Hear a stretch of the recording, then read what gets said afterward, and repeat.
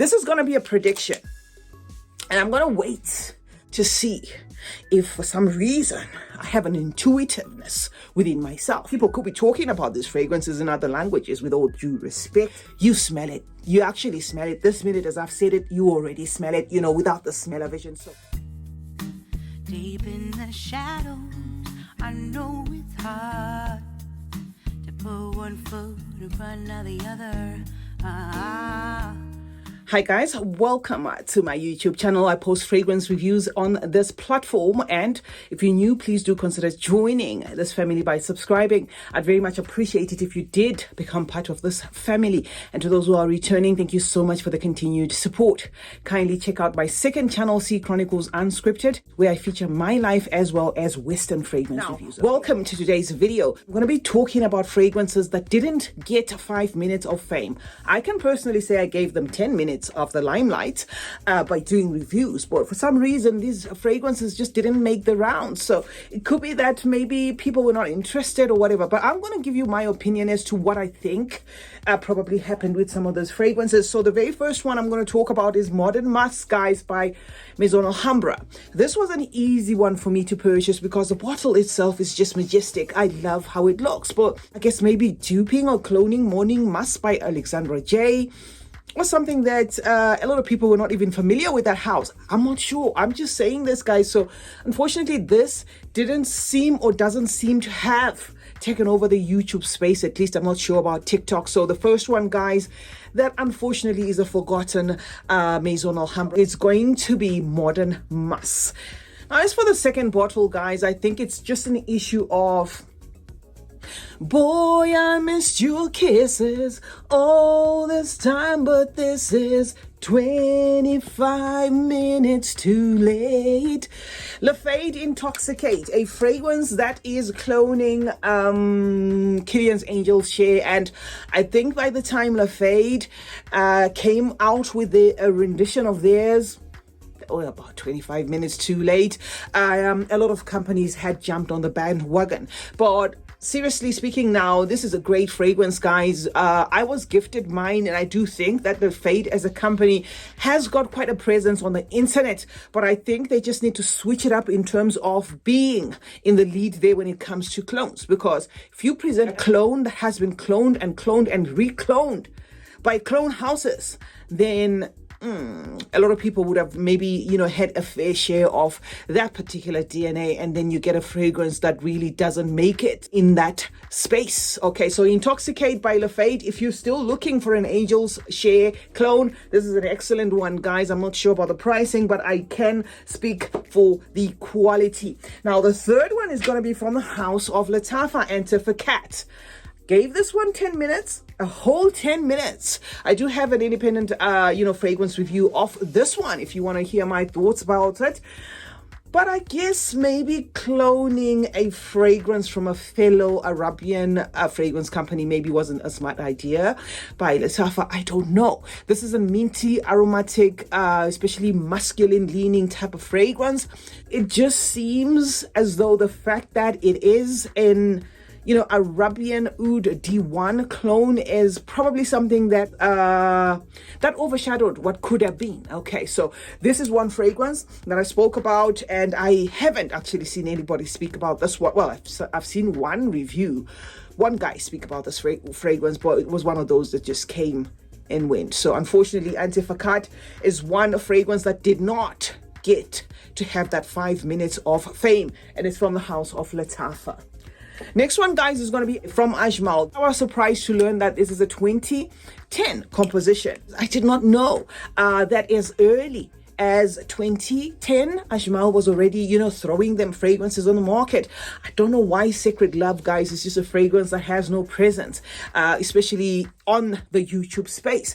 I love this fragrance myself, but my thoughts as to what could be going on with this is maybe it's not that interesting enough, considering that it does share that DNA, with Davidoff Cool Water for women. And that in itself is not really an exquisite fragrance, if I must say. It's just one of those fragrances that are, okay, we've seen you, that's it. So maybe that's the reason why this one did not make the waves maybe it will make the waves after this. Let's hope so, guys. So I'm not really dissing these fragrances. All I'm saying is these are fragrances that were manufactured by some of these houses, but unfortunately nobody seemed, you know, to be interested in them. Anyway, next up is Viva Viola. I'm gonna have to put a close-up of this one. This one is also off Ajmal. This I'm not gonna slag because it's fairly a new composition, not in terms of new, but I think it's a 2019, perhaps even 2020 release. Now, if you're looking, guys, for a Mon Paris smell-alike, go buy this one. In fact, confession, it is also the reason why I actually did this video, because I just thought, okay, should I do a review of Viva Viola?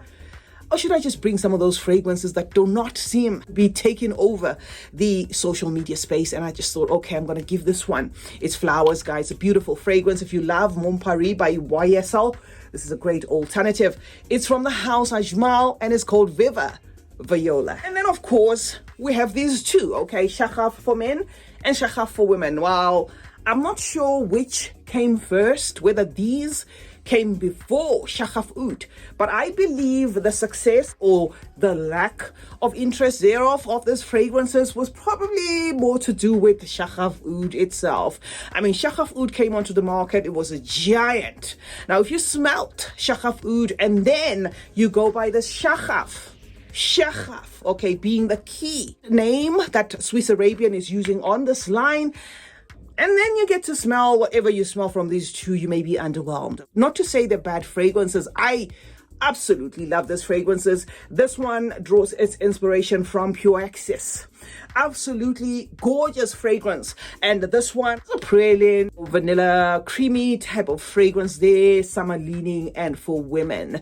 But I just feel possibly it was Shaka Oud that made these ones die, especially for those who are walking in store to test them. Because imagine if you get that punch from Shaka Oud and then you're expecting, okay, Shaka line must be the creme de la creme, and then you have some of these western leaning fragrances that are just crowd pleasing and the whole lot, might not be something that will prompt you to buy or even hype these fragrances. I've given these fragrances my fair share of publicity, guys, and I still urge you to try them out if you haven't, because they are very good fragrances. It's just unfortunately I don't see a lot of people talk about them, guys. So that is Shaka for men and Shaka for women.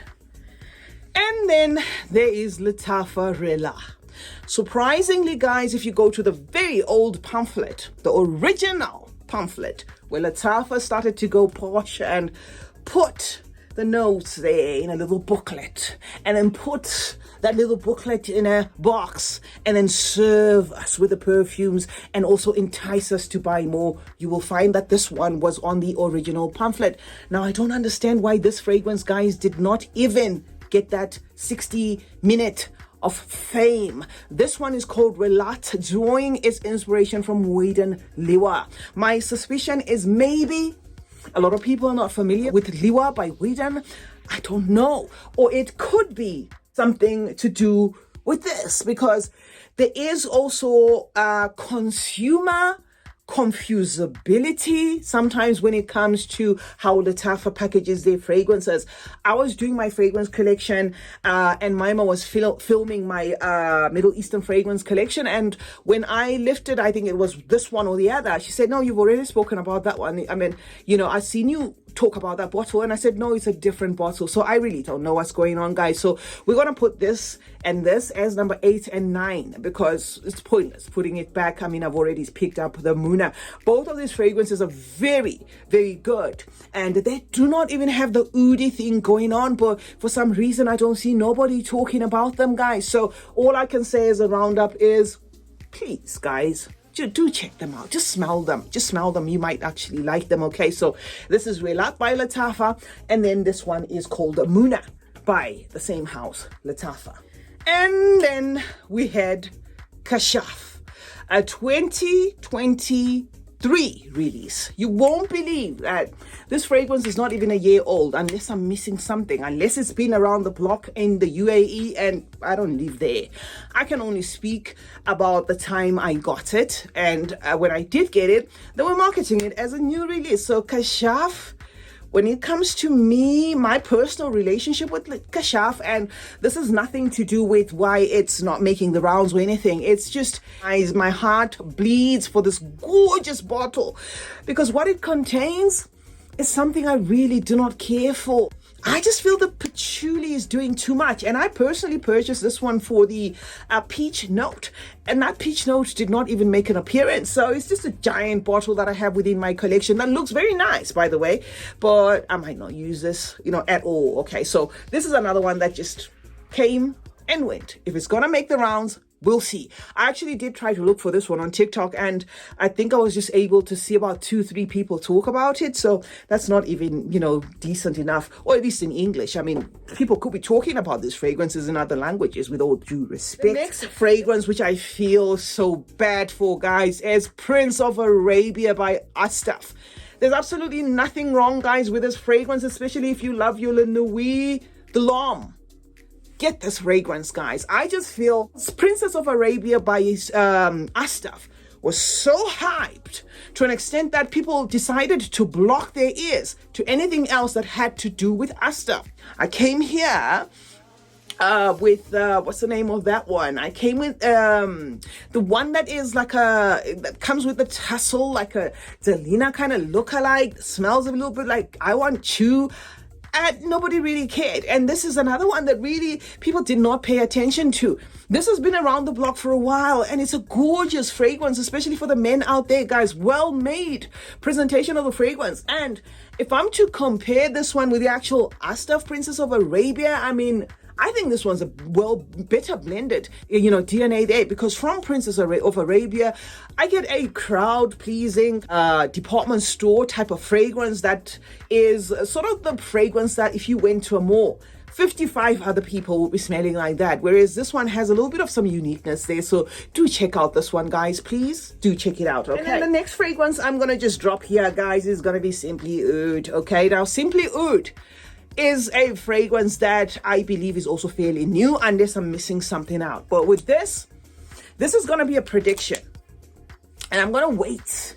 I'm going to wait for it to see if for some reason I have an intuitiveness within myself. If for some reason I have like a sixth sense there.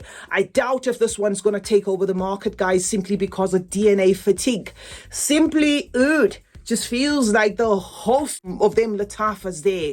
If you've been using Lattafas for the longest time, they have this like uniform, DNA that is kind of associated with them. Like when I say it's got that Lattafa thing going on in there, you smell it. You actually smell it. This minute, as I've said it, you already smell it, without the smell-o-vision. So this is something that I predict is not going to go nowhere, guys. So it's called Simply Oud from the house of Lattafa. Next two are also from the house of Lattafa, guys.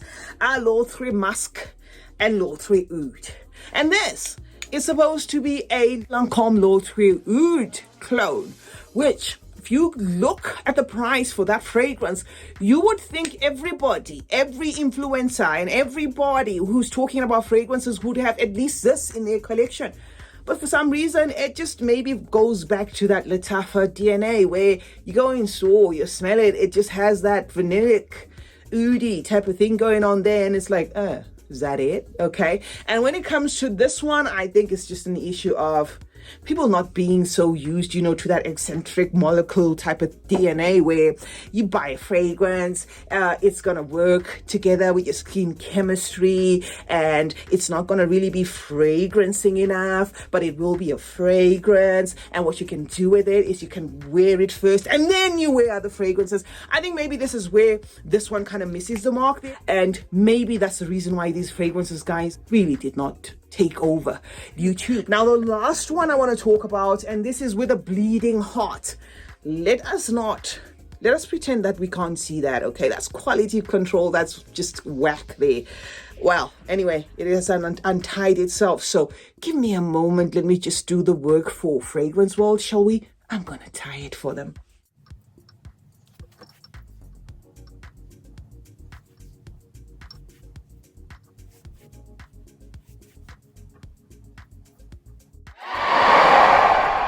I'm just going to fine tune it later because I will hate to see this little stringy thing stringing out there. Now, this is Delorious. I'm yet to bring a full review of this fragrance, but why I thought to include it here is I don't think it's particularly a flop per se. But guys, do you realize that the original Marc Jacobs Decadence has been discontinued? And this fragrance is a great representation of that. So please do pay attention to this one. This particular one, I haven't brought the review.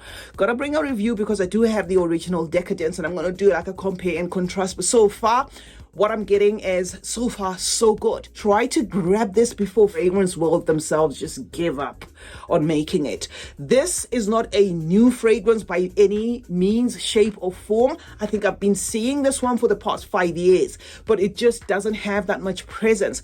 Could be that people do not like that Decadence DNA. Maybe that's the reason why it was actually discontinued, the original thing. But all I can clue you up is just try to get your hands on this. This is a very good rendition of that fragrance. Wow, fragrance world still has the energy to keep making them. So this is Delorious. Gonna bring it, guys, in a future video where I'm gonna do a comparison of it with the original Marc Jacobs Decadence. And I'm also gonna bring it and just review it on its own, okay? Those are some of the fragrances that I wanted to talk about. Thank you so much for joining me today. I do hope you found this video interesting. Like, share, and comment. And also check out my second channel, CeeChronicles Unscripted.